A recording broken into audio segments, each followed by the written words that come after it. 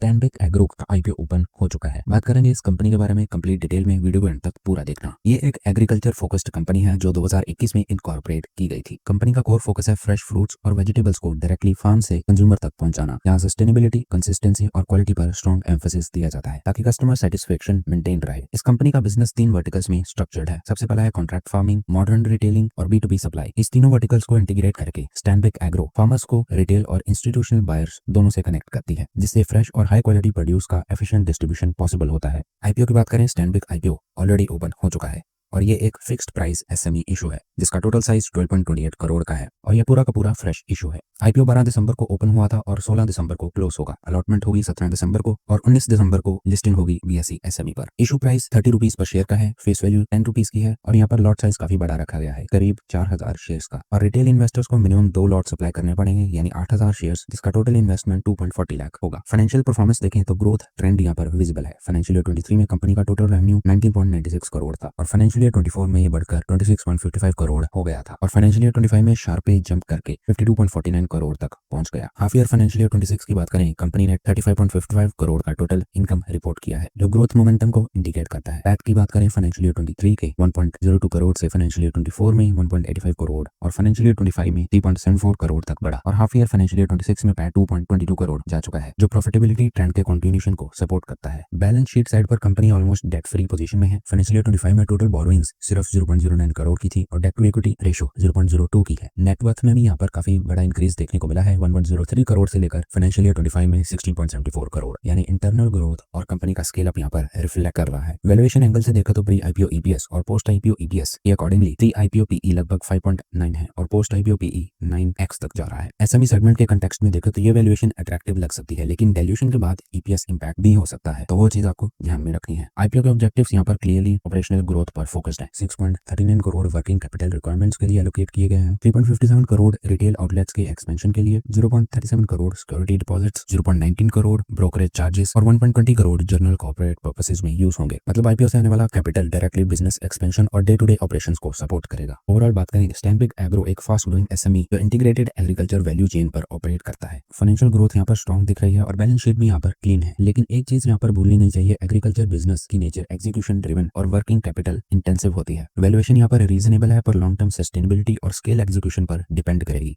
इसके साथ ही अगर आपको किसी स्टॉक में इन्वेस्ट करना है, पहले अपनी रिसर्च कीजिए और फिर इन्वेस्ट कीजिए और ऐसे ही मार्केट वीडियोस के लिए हमारे चैनल को सब्सक्राइब करना मत भूलिएगा।